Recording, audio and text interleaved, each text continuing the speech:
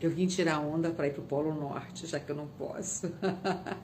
Eu falei, vou botar um casaco bom para poder ficar ali na sala. A minha sala é fria, gente, vocês não têm ideia. Porque tem uma porta grande de vidro, imensa.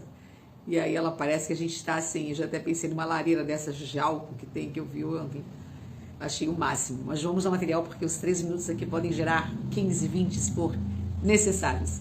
Boa tarde a todos, tudo bem? Hoje eu tenho uma galerinha de jovens aqui, mas que não vão aparecer por enquanto, são 3, mas para a gente poder tratar de um assunto onde para eles também vai ser de mera importância. O tema é até onde os bens separam o maior tesouro. Você sabe diferenciar quais são esses bens que separam o maior tesouro? O que bens são esses e que tesouro é esse que afeta a família? Porque o que a gente trata aqui é de família. E hoje, a pedido de uma amiga, ela pediu que eu falasse sobre conflitos na família entre irmãos. Valores materiais, que é o que hoje afeta 90% das casas, dos lares. Tivemos há pouco tempo aí um caso, né? Há pouco tempo, não, alguns anos atrás, que essa menina, inclusive, acho que já foi solta, foi liberta, que ela, junto com o namorado, conseguiram, por herança, exterminar pai e mãe. E tantos outros que a gente vê por aí acontecendo a cada dia, por questão de drogas, por questão de patrimônio, e às vezes o fruto desse, entre aspas, furto, não vai trazer o menor benefício para essa pessoa que está levando o que não lhe pertence, ou até te pertenceria, mas no tempo certo. Eclesiastes 3. Então ele acelerou, como nós falamos ontem, ele pulou etapas, mas de uma forma muito má, para ele conseguir conquistar o que ele quer. E com isso, ele racha, ele quebra o maior dos tesouros que o Senhor deixou na terra, querendo a pessoa, em qualquer religião estar, aceitar, porque é a família. Ele pode ser um ateu, ele nasceu em uma família. Ele pode ser o que for, ele nasceu em uma família. Por que ele nasceu em uma família? Por que ele não podia nascer filho de chocadeira? Já que ele não, todos são criaturas quando chegam e se tornam filhos e irmãos, desde que o Senhor foi à cruz e as pessoas se reconhecem como seu único e verdadeiro Salvador. E como isso acontece? Vamos ver? Nós vamos trabalhar valores. Na verdade, eles vieram para lanchar comigo. Eu aproveitei e falei, senta aí, escutem. Na verdade, nós vamos falar de valores muito importantes e eu preciso que você preste bem atenção.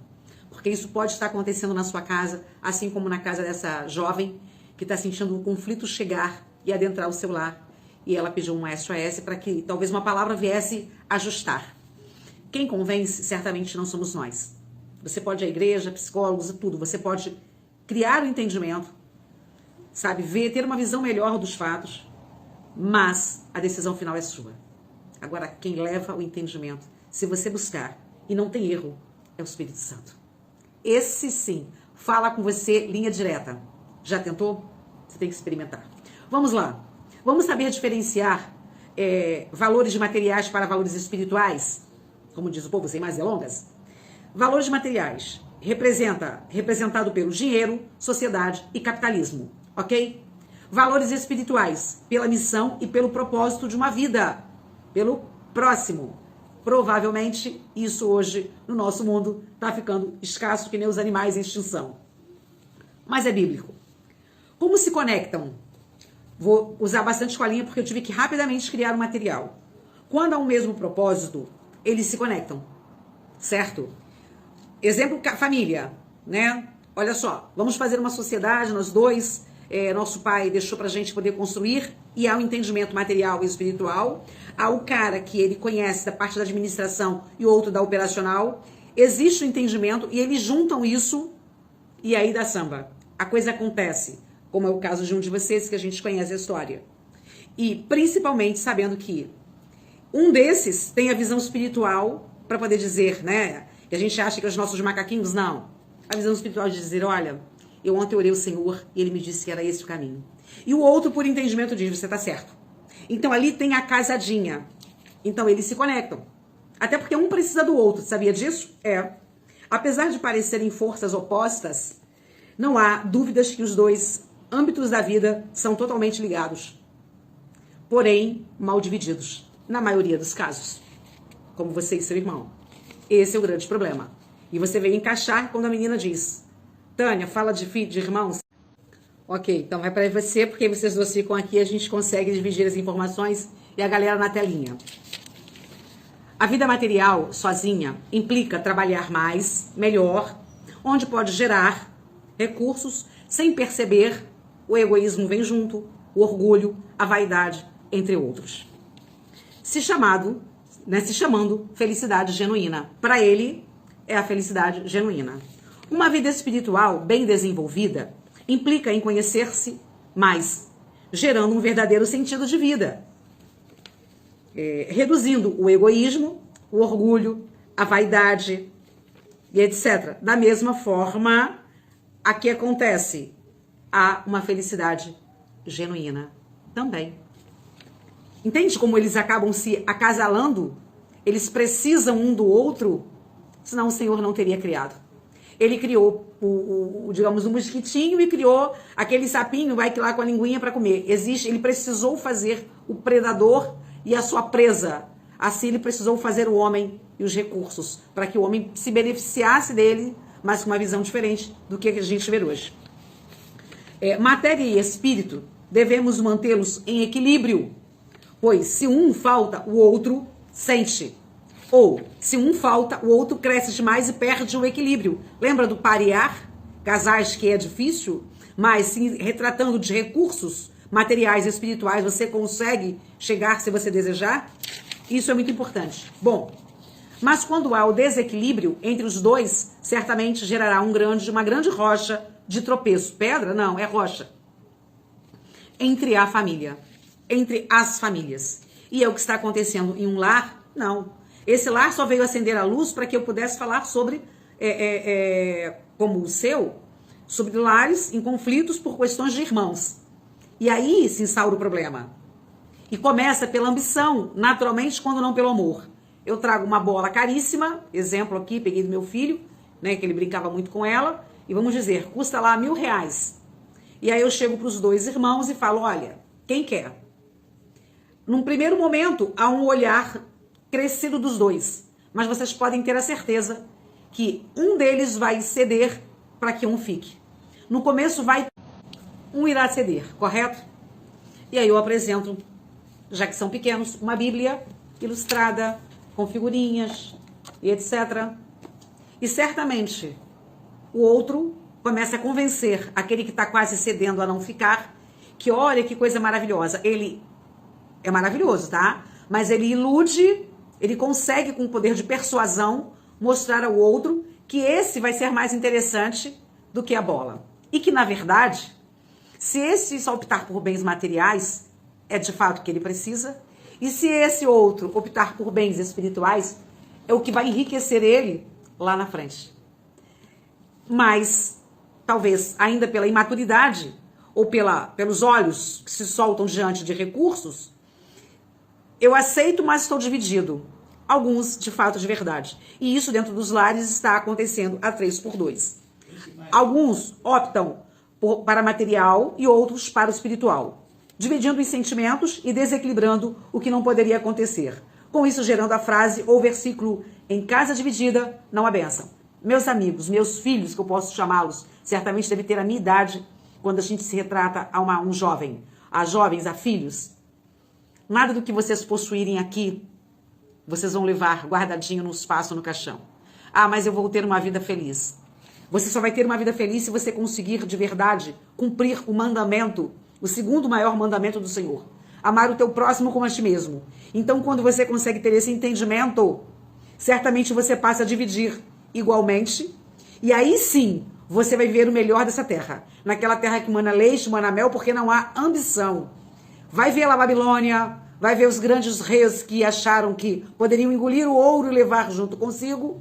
E o que aconteceu? E o que acontece nos dias de hoje? Os milionários que até já fizeram caixinhas para colocar a sua herança, porque não tem para quem dar, no caso, o seu papi, entende? Então a coisa é muito séria, né? Ou então uma briga de irmãos, aonde a pessoa, o pai ou a mãe, mal pensou que vai partir, já estão dentro da situação, dividindo os bens. E isso acontece antes de pensar em partir. Surge uma causa injustiça, exemplo, e ali começa o conflito de que é meu, é teu. E aí onde está a sabedoria que o Senhor deixou para que vocês pudessem entender Eu não tô perdendo tempo com vocês e eu sei que vocês não comigo. Aquele que está com problema consegue pegar a visão, porque antes de assistir, pede direção, Senhor, para conseguir ouvir aquilo. Vocês não estão aqui à toa. Vocês vieram por algum motivo, certamente, para ouvir essa palavra. Poderiam ouvir por ali, poderiam, mas vocês tinham que estar aqui, em unção, em comunhão, para que nós possamos orar depois. Bom, o que entrou no espiral, ou optou pelo bem material, ele gera, num único ventre, para vocês terem uma ideia, a ambição. E ela domina todo o espaço que pode existir. Com isso, deixando a vida material maior do que a espiritual. Para a espiritual poder gerar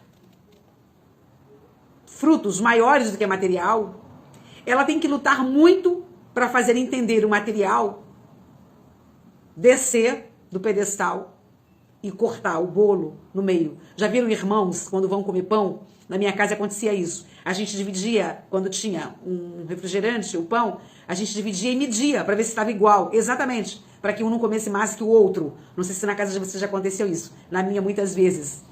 Bom, onde falta recursos, falta tudo. Ainda que você esteja bem espiritualmente. Mas fica sem pagar o aluguel. Fica sem fazer as compras de casa. Fica sem pagar a escola do seu filho. Fica sem fazer as coisas que são importantes. Você se desequilibra emocionalmente, afeta o espiritual e danifica tudo. Então a importância deles andarem pareados é muito bom. E aí a família, quando puxa para um lado e para o outro, traz transtornos, que a gente vê por aí, direto, que é triste, terrível, sabotagens para se dar bem e ficar com tudo. Não podemos abandonar os dois. Agora, chegar ao entendimento de que se precisa parear, equilibrar os dois é um trabalho árduo, porém não impossível aos olhos de Deus. O corpo precisa de membro e de energia para se mover, entende? Um precisa do outro. A minha boca precisa dos meus olhos e do meu ouvido e das minhas mãos e do ar que eu respiro, senão a coisa não funciona. O dinheiro não pode ser o nosso dono, mas Deus criou os dois para que o homem soubesse trabalhar a dualidade. Correto? Jesus mandou Pedro pagar impostos. Concorda comigo? Então o dinheiro é importante? Eu espero fechar nesse módulo, porque essa última parte a gente vai levar para você e você, um momento bíblico onde a gente vai falar de irmãos, de filhos, para que o Espírito Santo leve até esse lar o entendimento de que a cobiça vai fazer vocês perderem sim tudo e se ganharem, podem ser trocados em medicamentos, em dor. No pão da dor, já ouviram falar? Exatamente.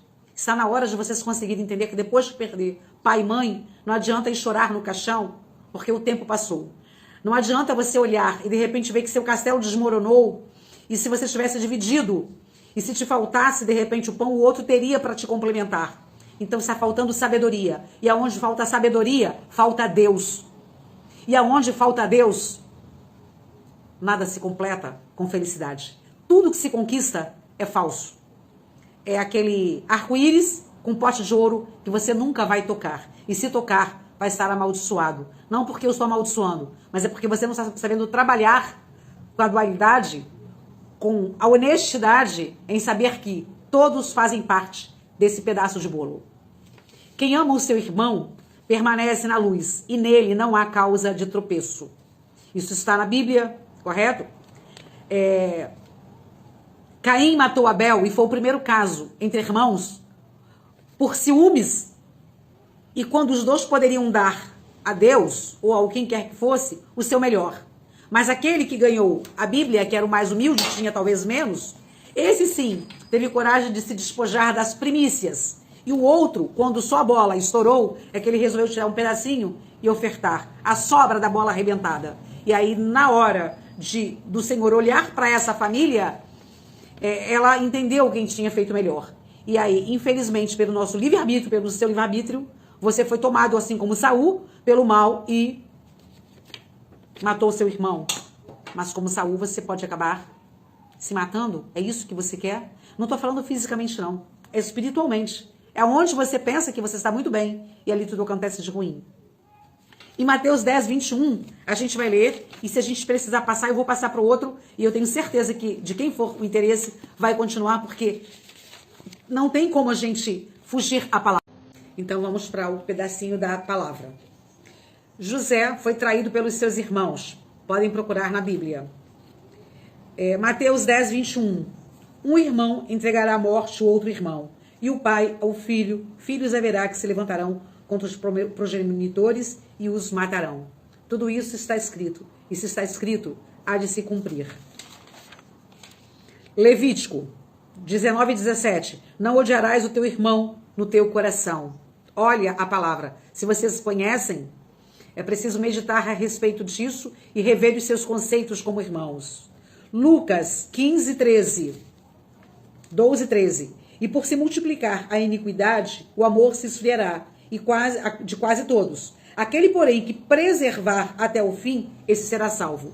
Então, ainda que digam que o amor está acabando, o amor não acaba, a gente já falou, né, a respeito disso. Está na hora de vocês fazerem uma revisão naquilo que é material e pesar na balança os valores familiares e conseguirem chegar a um consenso de que Jesus está voltando, está às portas e vocês não levaram nada, que não seja ser julgados no dia por não saberem, com sabedoria, dividir o pão, para que haja, inclusive, multiplicação. Pensem bem. Existe o filho pródigo na Bíblia, que é grande, eu não vou poder ler, infelizmente. Está em Lucas 15, por favor, do 11 ao 32. O filho pródigo, ele pede o seu ouro, o seu pai, os bens e vai viver, destrói tudo, volta para casa sem nada e bem recebido, mas o que ficou ali certamente, bonitinho, ainda gerou após isso, infelizmente, uma situação constrangedora, como quem diz, eu fiquei e o senhor não faria uma festa para mim, o outro fez e o senhor trouxe. Ele quis mostrar aquele que fez e que foi, que há conserto, que há perdão e que há recomeço. E é isso que eu acho que vocês precisam pensar. Ele fala dos dois, principalmente, mandamento, como a gente já falou, amar a Deus e depois ao próximo. É o seu irmão de sangue. E se não fosse? O importante é você conseguir entender que, sendo ou não, ele faz parte da sua história. Correta? Correto, Mateus. O amor de muitos se esfriará, como nós já falamos aqui, mas vocês podem se reconstruir. Para que lutar por algo que vocês não levarão? Mas vocês poderão levar o amor de vocês, que esse sim é infinito.